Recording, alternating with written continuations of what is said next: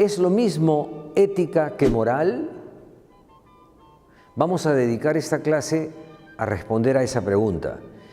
Y aunque a lo mejor no encontremos una respuesta definitiva o contundente, ciertamente vamos a aprender algo más de lo que es nuestro tema central, que es precisamente la ética.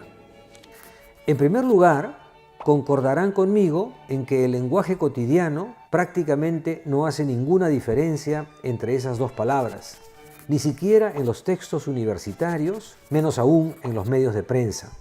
Oímos decir, por ejemplo, que una conducta es poco ética o inmoral, como si se tratase de expresiones sinónimas, y oímos también que se anuncia en algún plan de estudios que se dictará un curso de ética profesional o de moral profesional. Esto no es lo que dice el diccionario de la Real Academia, ni lo que afirman los manuales de ética, pero es el uso más extendido de la expresión. Luego nos ocuparemos de por qué los manuales sostienen lo que sostienen, pero por el momento detengámonos en la equivalencia de los términos. Y esto no debería sorprendernos en absoluto, porque desde un punto de vista etimológico, los dos términos son verdaderamente equivalentes. Moral es la traducción castellana del término latino mores, el cual a su vez proviene del griego ethos. La palabra castellana moral no es pues otra cosa que la versión castellana del griego ethos. Existe en castellano también, sin embargo, la palabra ética. Esto ocurre porque algunos términos del castellano se han obtenido a través de una castellanización directa del griego, evitando la versión latina. Es así que ética y moral resultan ser dos términos castellanos que se emplean para traducir una misma raíz griega, el ethos. Hay varias palabras en castellano con las que esto ocurre. Pensemos, por ejemplo, en la traducción del término griego techne. De un lado tenemos la versión procedente del latín, ars artis, pero disponemos de otro lado también de la castellanización directa del griego en la palabra técnica. Arte y técnica son, pues, por más curioso que parezca, dos versiones castellanas distintas de una misma palabra griega. Que esto sea así en el caso de la techne es algo sumamente aleccionador que debería merecer nuestra atención. Ética y moral son entonces expresiones castellanas equivalentes que nos remiten ambas al término griego ethos. Pero ¿qué significa en griego ethos? Hay en castellano dos traducciones frecuentes de dicho término: costumbres y carácter. Que hagan falta precisamente esas dos palabras para traducirlo es algo significativo y revelador de la concepción griega de la ética. Ethos quiere decir, más exactamente, sistema de costumbres o sistema de creencias valorativas de la vida.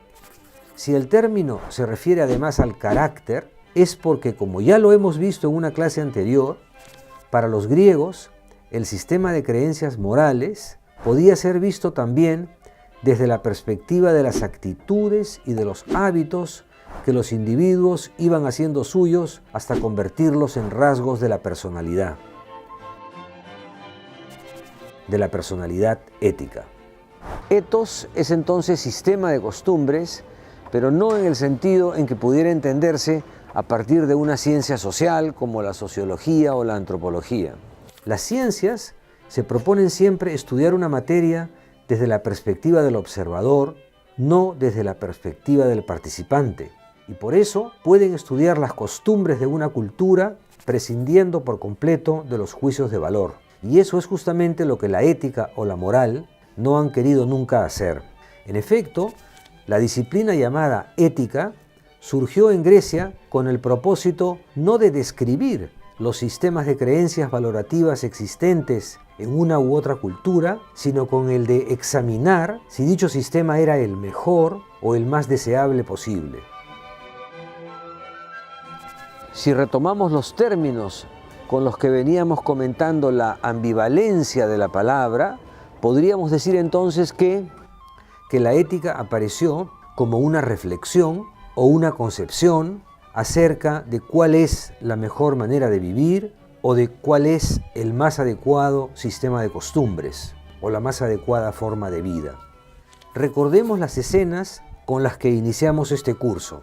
En ambos casos, tanto en el de Aquiles como en el del conflicto armado en el Perú, lo que la ética promueve no es simplemente un registro de lo sucedido, una comprensión distanciada de los hechos, sino un juicio acerca de lo que está permitido en la convivencia humana, una reflexión, como decíamos, sobre la necesidad de hallar una mejor manera de vivir. La etimología de los términos nos ha ayudado pues a entender que la ética o la moral son una reflexión sobre las buenas prácticas o las buenas costumbres de una sociedad. Pero resulta que los manuales de la ética nos dicen que hay una diferencia entre esos dos términos. Vamos a explicar ahora por qué. Tanto en esos manuales como en el diccionario de la Real Academia de la Lengua, se dice que moral es el sistema de valores inmanente a una determinada comunidad, mientras que ética sería más bien la reflexión filosófica sobre el sentido de dichas normas morales. De acuerdo a ello, morales serían las normas específicas que rigen la conducta de los miembros de un grupo. En ese sentido, tendríamos que hablar, por ejemplo, de la moral cristiana o la moral musulmana o la moral de cualquier grupo cultural o identitario.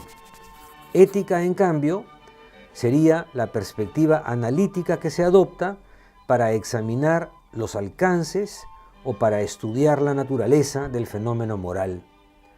En ese sentido, la ética sería una disciplina estrictamente filosófica.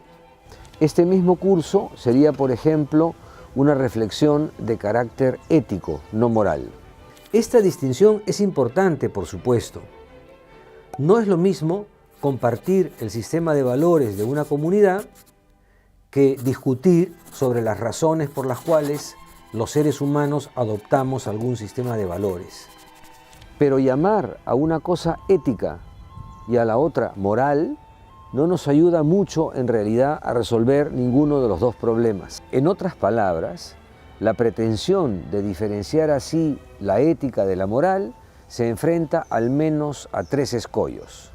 El primero es que pareciera estar estableciéndose una jerarquía entre la ética, que sería una disciplina superior y más racional, y la moral, que sería la ideología propia de culturas inferiores o poco reflexivas.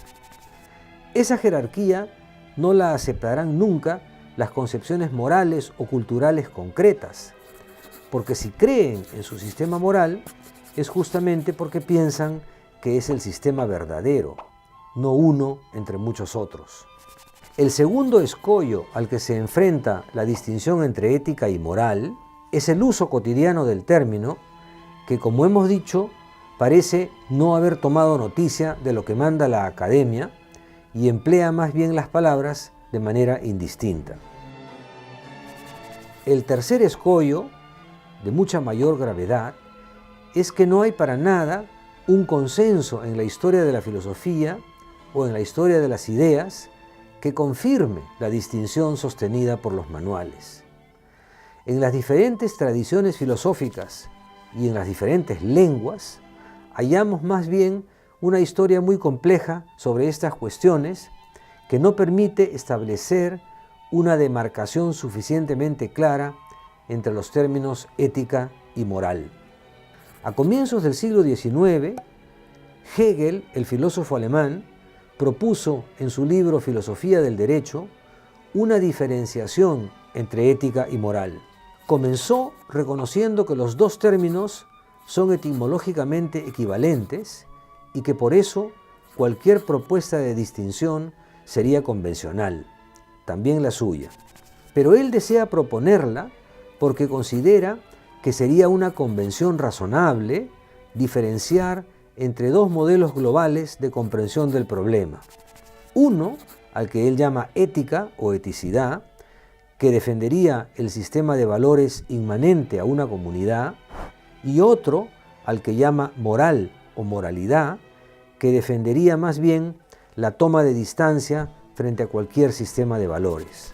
En otras palabras, Hegel está usando los términos ética y moral en un sentido inverso al que sostienen los manuales.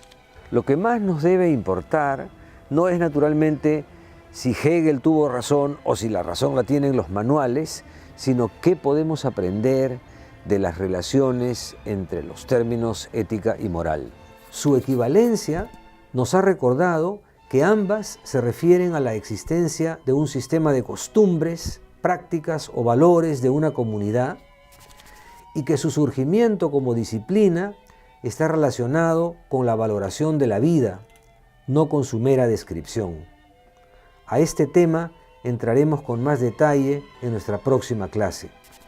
Por ahora, en relación a la diferencia entre los términos ética y moral, quizás se podría decir que el hábito no hace al monje, porque teniendo los dos términos una raíz común, pero una historia tan compleja, vamos a ganar poco si queremos forzar su significado y más vamos a ganar si es que los usamos indistintamente, pero teniendo en cuenta que en el uso que hagamos de ellos hay que contemplar de un lado los valores inmanentes a cada cultura y de otro lado la reflexión más general que se pueda hacer sobre ellos.